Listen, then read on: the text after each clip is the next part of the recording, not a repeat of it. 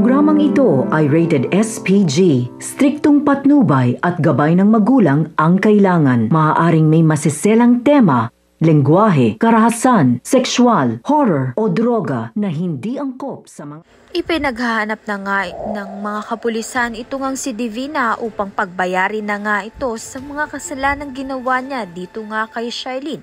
Dahil alam na nga ni Charlene ang katotohanan na si Princess nga ang tunay niya ngang anak.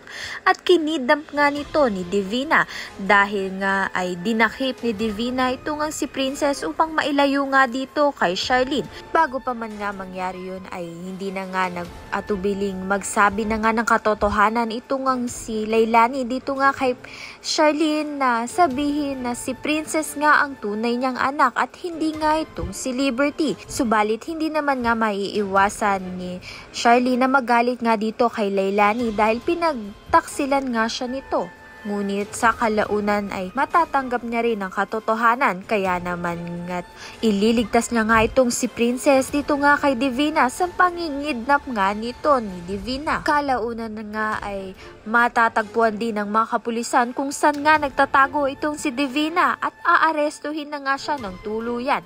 Dito na nga makukulong na itong si Divina dahil sa tangkang pagpaslang nga dito kay Leilani at pangingidnap nga dito kay Princess. Kaya naman nga't mabibigyan na nga sila ng hustisya at mapapatunayan na nga na inosente nga itong si Charlene. Kaya naman nga't yan at iba pa ang dapat nating pakaabangan. Maraming salamat sa iyong panonood.